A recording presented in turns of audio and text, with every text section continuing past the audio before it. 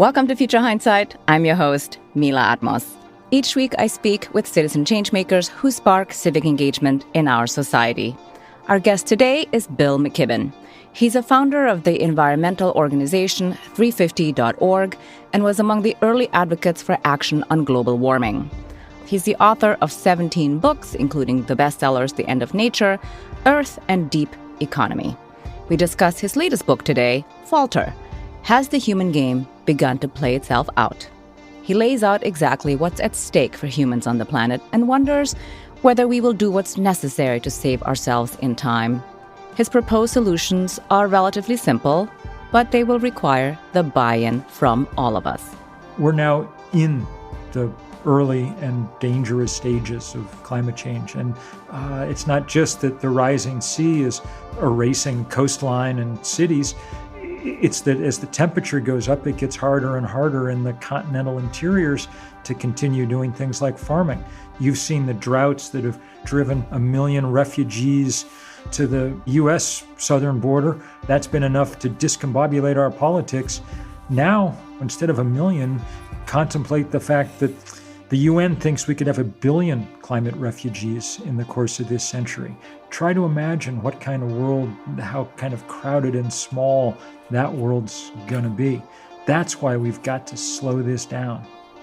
We'll be talking about how dire the situation already is, and that saving the environment is actually deeply conservative. There are practical ways for us to change behavior and reduce our individual carbon footprint. Finally, he reminds us that we must join others to change the political and economic ground rules for polluters. Let's listen in. Thank you for joining us. Well, my pleasure to be with you. Falter is a call to arms for all humans to save our planet and our humanity. I found it incredibly engaging and hopeful, almost optimistic, about how humanity can and hopefully will prevail. How did you come to write this book at this time? Well, that's the good question. 30 years ago, when I was 27, 28, I wrote The End of Nature, and it was the first book about climate change for a general audience. And back then, we were in the business of issuing warnings. Here's what the scientists say will happen if we don't get our act together. And then we didn't get our act together. So 30 years later, I sort of wanted to bring those warnings up to date, except now they're not warnings anymore. Now they're bulletins from the front line, from the smoke-filled forests of California or the increasingly soggy cities of the global coasts or on and on and on. We're now in the early and dangerous stages of climate change. And so in part, I wanted to chronicle that and just get across what we have to do if we're going to keep it from getting any worse than it has to get. One of the most shocking statistics that you cite in the book is that the extra heat that we have trapped near the planet is equivalent to the heat from 400,000 Hiroshima-sized bombs every day. And once you know that, then you understand why it's possible that we've melted 70% of the summer sea ice in the Arctic, that a continent-sized, millennia-old, meters-thick formation, one of the 4 or 5 biggest things on planet Earth, has been essentially erased in the course of the last couple of decades. What has been the cost to humans in economic terms? Well, so far the cost is large. In the U.S. last year, the federal government spent more money responding to hurricanes and other emergencies than it did on, say, education. But the cost we're seeing so far is just the beginning. By the end of the century, it will cost us about $551 trillion in damages, which is more money than currently exists on planet Earth. So I guess you could say the economic cost is essentially without limit. The numbers are so large, I think we can't even really wrap our heads around them because it's inconceivable. Like you said, that money doesn't even exist right now. Yes, one of the reasons that they're so large is that in a strange sense, the planet is so small and getting smaller. We're used to thinking of the fact that we live on this giant expanse. But really, we're starting to shrink for the first time the size of our planet. It's not just that the rising sea is erasing coastline and cities. It's that as the temperature goes up, it gets harder and harder in the continental interiors to continue doing things like farming. You've seen the droughts that have driven people out of Syria's countryside into its city, helping spark a civil war. You've seen the droughts that have driven 1 million refugees to the U.S. southern border. That's been enough to discombobulate our politics. Now, instead of 1 million, contemplate the fact that the UN thinks we could have 1 billion climate refugees in the course of this century. Try to imagine what kind of world, how kind of crowded and small that world's going to be. That's why we've got to slow this down. Yes, in fact, our very humanity is at risk. You talk about it being a problem from hell, that we really don't want to tackle global warming comprehensively the way that we should. Talk a little bit about that, because you make a really great case on how we should think about it and why we have failed to do anything about it so far. Well, it's always been hard, climate change, because the cause comes from everywhere at some level. Every individual action contributes to it. And because there are so many powerful nations for whom selling coal and gas and oil are key to their economy. So there have been lots of people with reasons to not solve it. Happily, those reasons are shrinking in number. The engineers have done such a good job over the last decade of knocking down the price of solar power and wind power that this is now the cheapest way to generate power around the world. A lot of the things that we want and need to do as human beings, we could keep doing by switching the power source. The computer that I'm talking to you through today is powered by the solar panels on the roof of my house. So it's in some ways not that big a deal, but it's a huge deal if you own a coal mine or if you own an oil well. And those are the people who've made sure that we haven't made progress now for 30 years. They've built a huge and expensive campaign of denial and disinformation and obstruction. And so far, it's been pretty successful. Yes, it's been very successful, the disinformation campaign. There's a big enough percentage of the people in the United States who are not sure that it's really happening or even denying that it's happening. When you talk to people like that, what have you found to be the most effective way to persuade them that climate change is real and that we actually need to do something now? Well, it depends. Now, there are people who you just are not going to reach because their objections in the end are ideological. Happily, 70% of Americans think that we have a problem.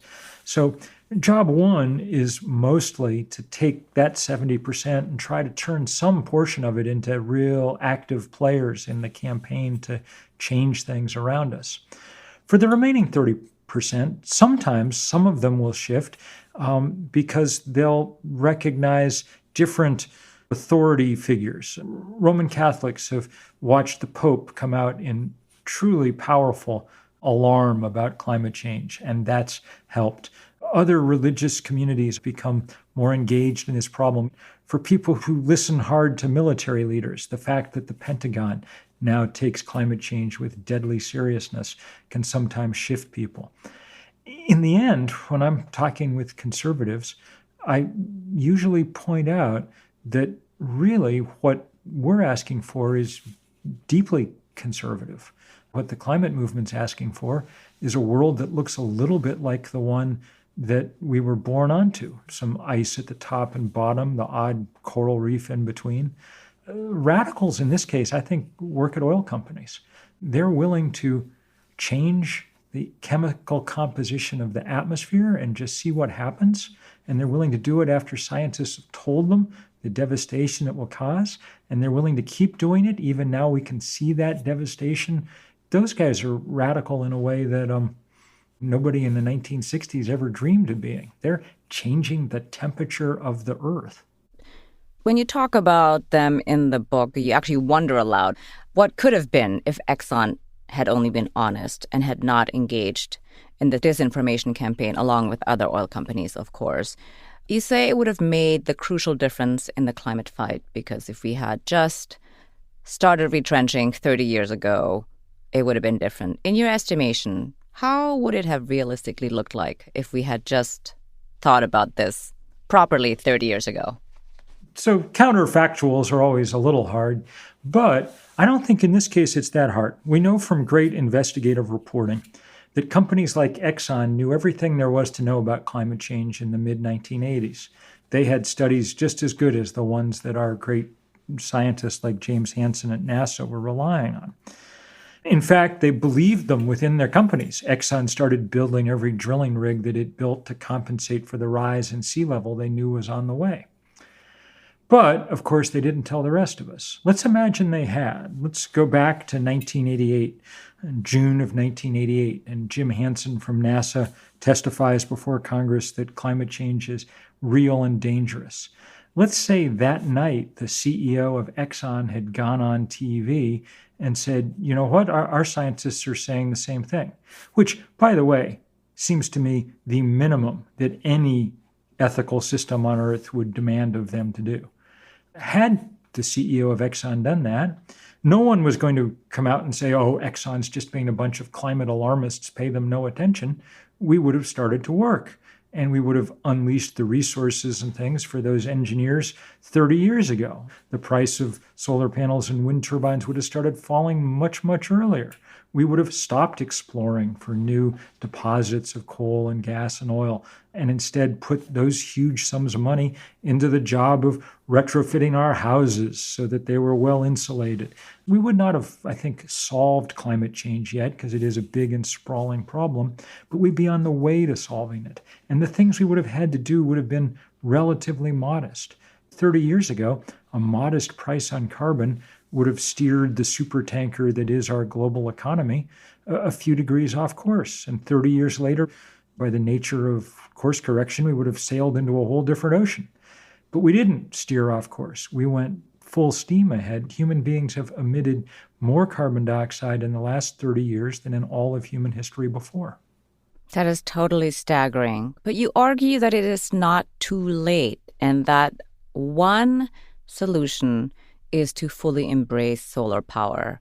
It seems obvious if you are in a place that's very sunny, like in Africa or in Texas, but not in New England. I love the example that you had of the Burkowskis in Rutland, Vermont. They reduced their carbon footprint by 88%. How did they do that? They did it overnight. Green Mountain Power, our local utility and one of maybe the only really environmentally responsible big utility in the country, had a program where they went in, this family bus driver and a teaching assistant at the local public school moved out of their house for a few days, and the contractors went in and stuffed insulation into every nook and cranny of the house.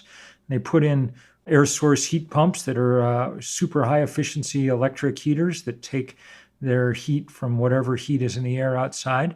And they put a small solar panel in the garage.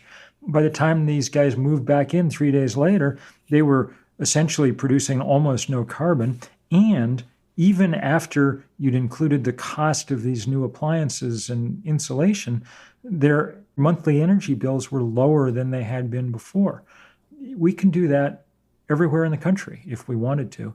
It's not like these are secret technologies that you need a PhD in physics to begin to understand. These are now things you can get off the shelf at Home Depot, but it does take coordination and financing to let them happen. So why did this utility company want to do this? You know, when I read it, I thought, well, why did that company do that? So if you're an electric utility, it would make sense for you to want to take customers off of gas. That often comes from a different utility and is used to heat your house, and instead have to heat your house with electricity. So it makes sense there. But really, smart utilities at this point are thinking about how to turn themselves into companies that derive their revenue from energy efficiency, from energy savings. There's even a few places in the country where entrepreneurs and utilities are giving people new washing machines and dryers and things that are highly energy efficient, and then just taking some percentage of the savings that result as their payment, and they're making money doing it. That's fantastic. There's also an element of political will that people have to buy in, and not just everyday people. but the utilities and even oil companies. In general, there's this feeling among the American public that this is an uphill battle, it's not really going to happen, and we're pretty cynical about it. And you argue actually that cynicism is really a gift to the oil companies. So one of the other ways that we can combat climate change is to engage in nonviolent movement, a movement that empowers people. Tell us a little bit more about your ideas here. Sure. I think I say at one point in the book that the two great inventions of the 20th century, for my money, were the solar panel and the nonviolent social movement.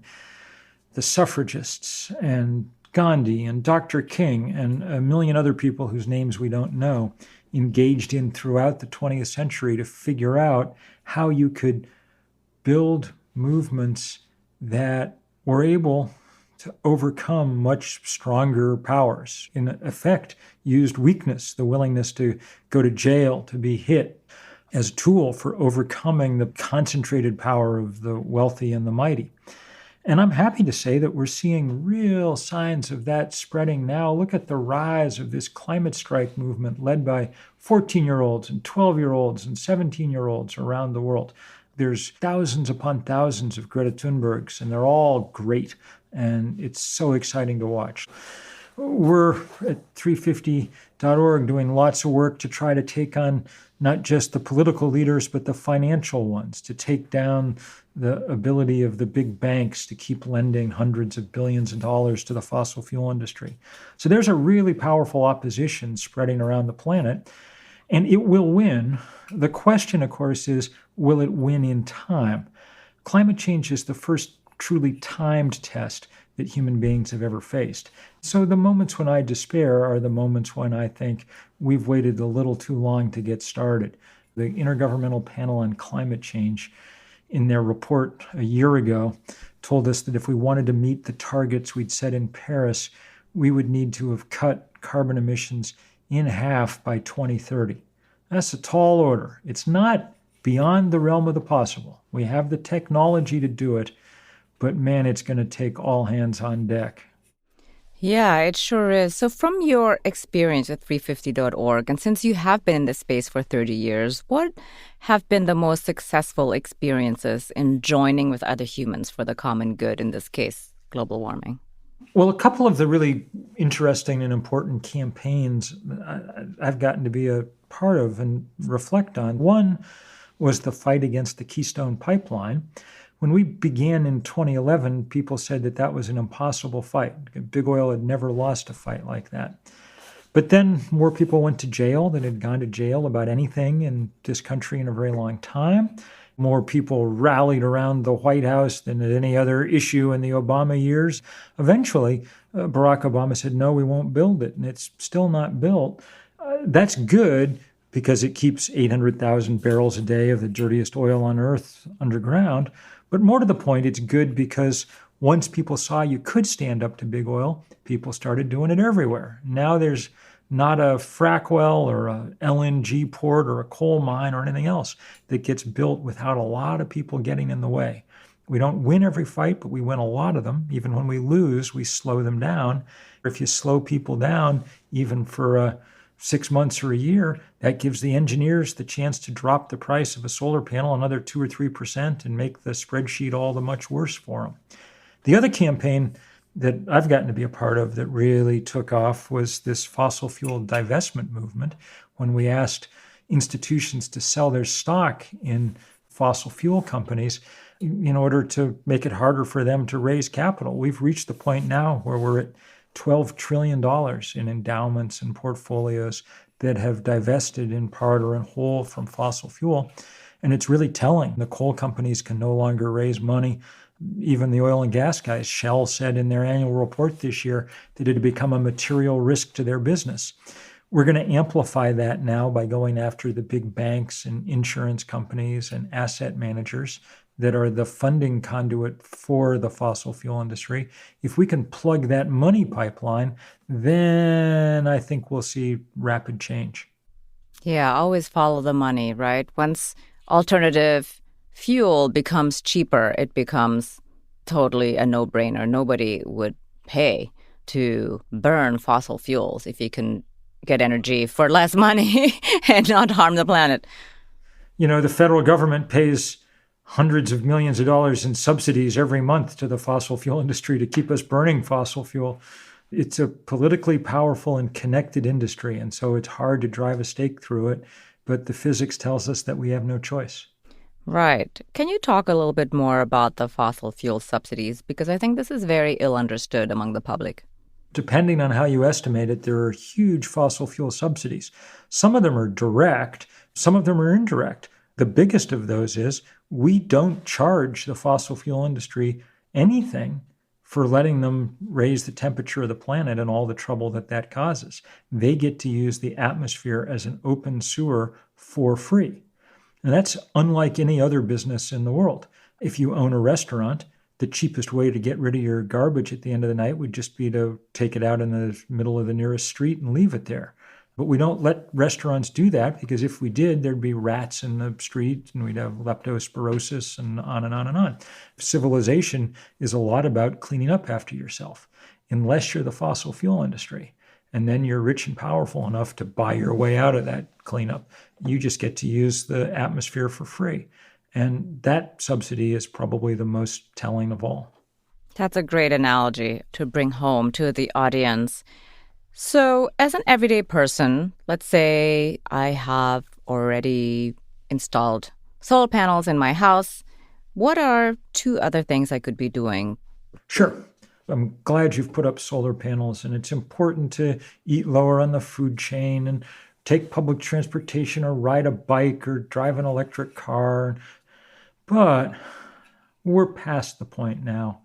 The math is dire enough that we're really not going to solve this one Prius at a time, okay?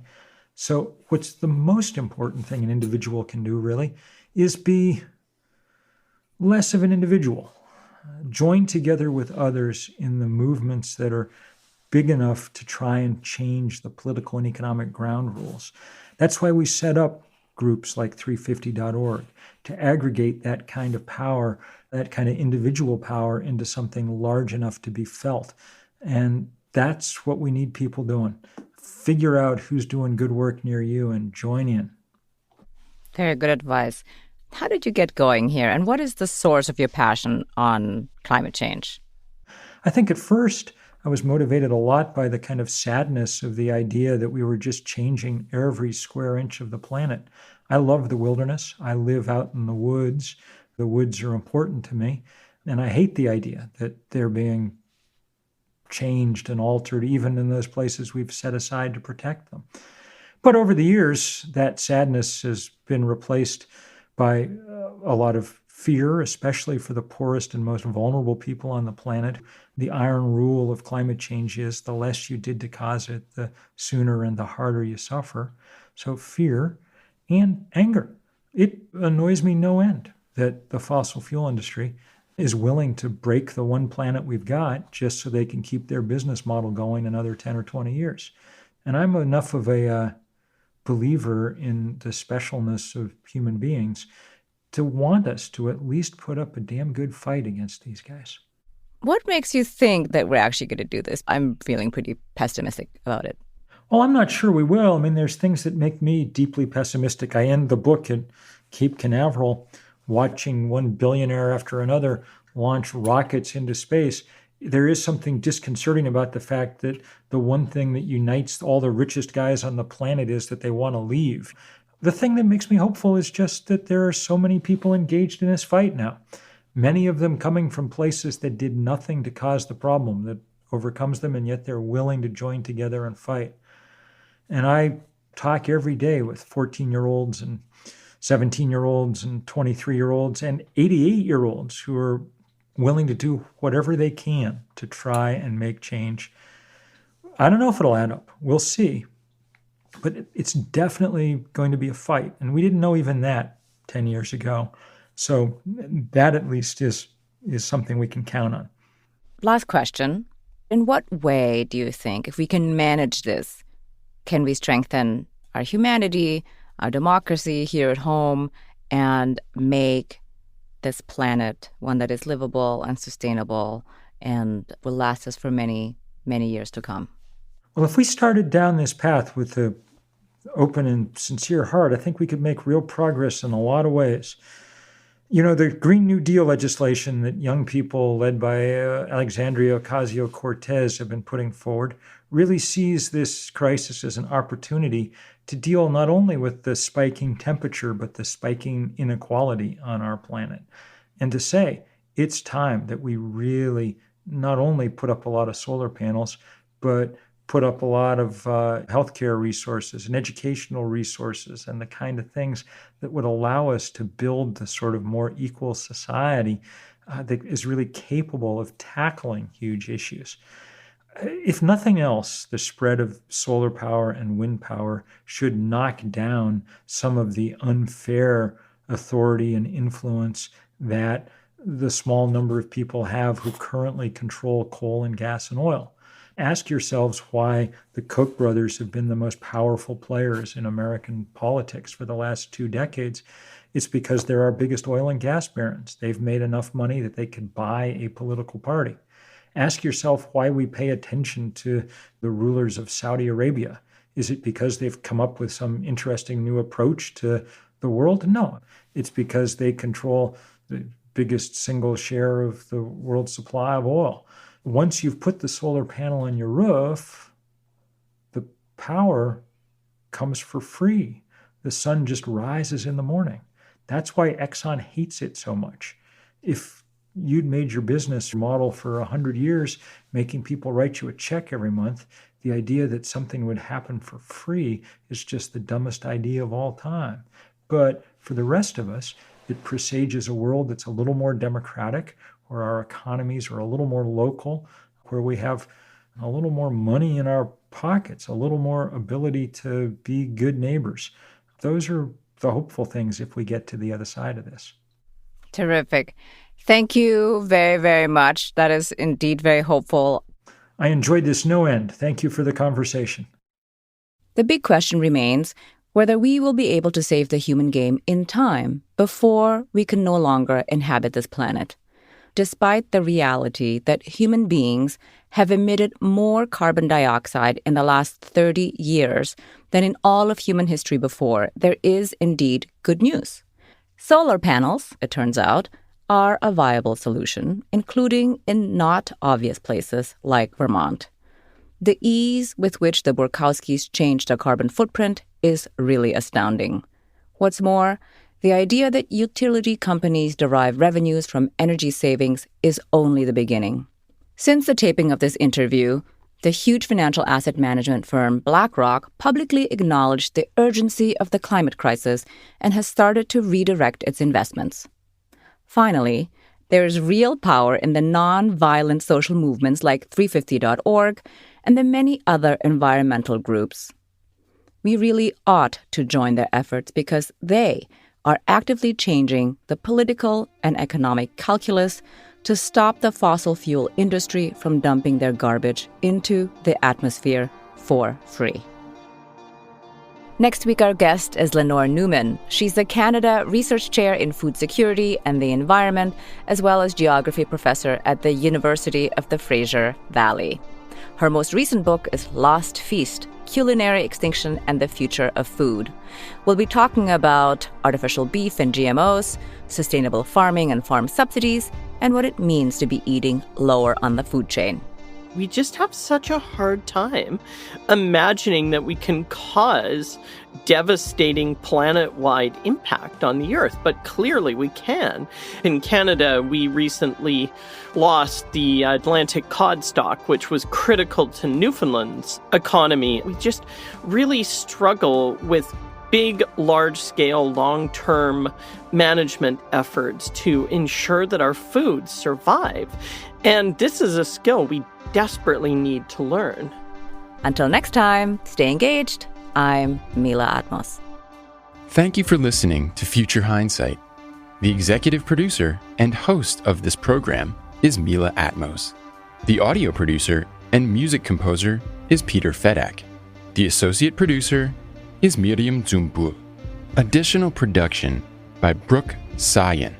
Listen to us online at futurehindsight.com or your favorite streaming service.